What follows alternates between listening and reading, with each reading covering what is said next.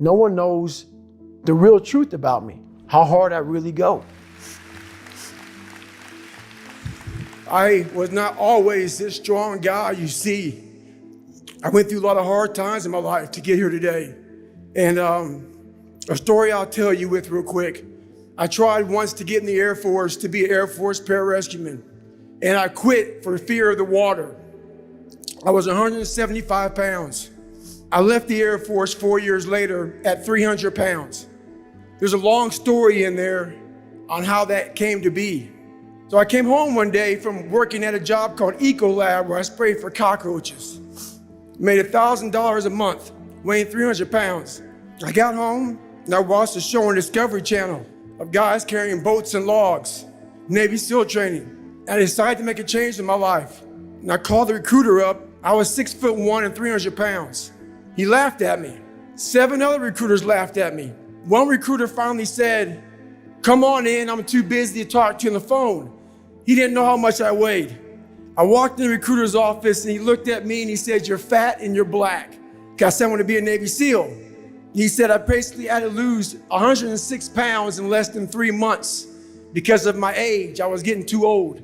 I came back 3 months later, 106 pounds lighter. If I want to help people out, the only way I can cut to the surface, I had to tell them where I came from to give people hope. I come from hell, and a lot of it I created, not just society. Yeah, society helped me out, but I created a lot of the hell that I had to go through. I made this picture out to be a lot worse than what it was. It was bad, but I made it out to be, insurmountable. So yeah, we can be our worst enemy. So everywhere I went, I was having all these kind of obstacles hit me in the face. So I just hit it. So I became a really closed person because I didn't want to stress her out anymore. So I became this person who walked around with like two sides of David Goggins. There's one side that was like, I'm a tough guy. That was the outside surface. But on the inside, I was a kid that was just hurting, that needed all kind of help, but no one knew it. Right. I never talked about it because why? That showed weakness. And my mom didn't need to hear it. At least that's what I thought. So, for me to come out and be this vulnerable, because everybody thinks I'm Superman, I had to tell the truth. And the truth is very important. And for me, a lot of years of my life growing up, I lied a lot. Especially nowadays in this society, we like to surround ourselves. It makes us feel so good. Those people who say, it's okay. It's okay. It's not okay. It isn't okay, man. And I get it. Society's changing. And we love to feel wanted and loved. Trust me, that's all important. It is. But you have to have the truth from people. Hey, you're not working your butt off hard enough. You're not trying hard enough. We all think we're trying hard, but what are you gauging that off of? Trying hard is something in your mind just doesn't stop. Why is the truth so important? First of all, it does set you free mentally, and it gives you a starting point. You have to have the truth to have a starting point. If I'm lying to you about who I am, or I'm lying to you about whatever, there's no starting point. There's a false reality. Right. You have to create the real reality. Once you come face to face with who you are, so that starting point is the truth. The no fucking bullshit truth that only you can tell yourself. I'm always preparing for not being a bitch. A lot of people get to a point, for instance, if Jennifer can't do something, if she can't go for a run or whatever, just cause something's wrong, some simple shit, it's gonna bother her. I got to a point in my life where I realized this is life. And so I move on past things real quick. So people are like, oh my God, what are you gonna do, David, if you can't run? Motherfucker, I'll swim, or I'll go to college, or I'll do something else. This isn't my life. So I'm very aware how quick life can take shit from you. And I've always prepared my mind for the next chapter. So when I was young, I used to be a little piece of shit. I'm not good enough. I can't do this. I can't do that. But the second I got my head out of my ass and I realized, man, you can achieve a lot of shit if you get off your ass and you start moving and you start motivating yourself. Start becoming a self-motivator. So I started front loading. And front loading is people, man, you've done so much by 47 because I don't know what tomorrow is going to bring me. So when these bad times come, and also not not only that, work your ass off so you can enjoy. Yeah, you're taking a shot. You may not live to be old, but what if you do? and you worked your ass off when you were able, and you were able to fucking get up early, able to grind. If you front load it properly, the back half of your fucking life is money. And that's what I did. The second I realized that, man, you are a piece of shit, we got to get going. Because at 47, man, you're not gonna be able to do any of this shit. 50, whatever you are.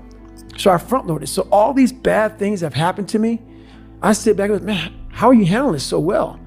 Motherfucker, I've done it. Do you ever have a day where you just think, fuck it, I can't be asked to do anything. I'm not going for a run, I'm not stretching, I'm doing nothing. Every day. I can't do it. There may be some days I get up with poopy pants and I'm like, you know what, man? Fuck this, man. Like, why am I having this such a structured life? Why? And I'm like, you know what? I'm good. I'm done. I retire every day. I'm done with this shit. And I sit around and I say, okay, so you want to be normal. So you just want to be like everybody else that roams the world, not knowing the power that's in them, being fine with being mediocre. I'm like, fuck that, man. And you have that conversation with yourself every day? Not every day, it's those bad days. Yeah. It's those bad days. I see a whole bunch of people walking around out here who have no idea how talented they truly are. Now I'm talking about talent, like some God-given ability. Talent that sometimes you have to hone, you have to work on, and you have to harness yourself. And they just walk around just on their phones, just clueless to how powerful they are. I'm not saying to put yourself down. I'm saying listen to the truth. And the truth isn't in the 20%.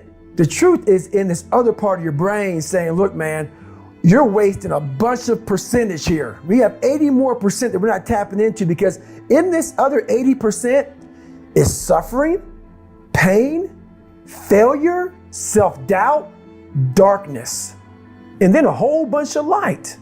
But to get to this light, you gotta go through all of this shit. So a lot of us know that.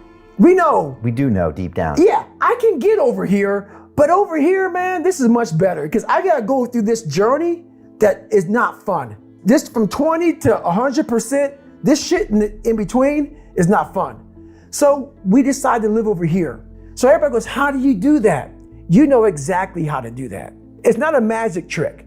It's all back down to a very primitive mindset of we just have to do. It's like breathing. Breathing becomes normal. Like we don't even know that we're doing it. That's how you have to live your life.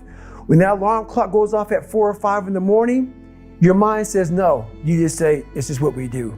It's what we do now. Because to get to where you want to go, the amount of pain involved, I'm not saying physical, I'm not saying you got to break yourself off. The amount of mental pain of how many times you're going to have to do something that you don't want to do to get to where you want to go. There's going to be more times you do something that you don't want to do than you are going to want to do it. And that's your new norm. That's your new norm. That's all I'm talking about. Like your biggest enemy, the most important conversation you will ever have in your fucking life is the one you have with yourself.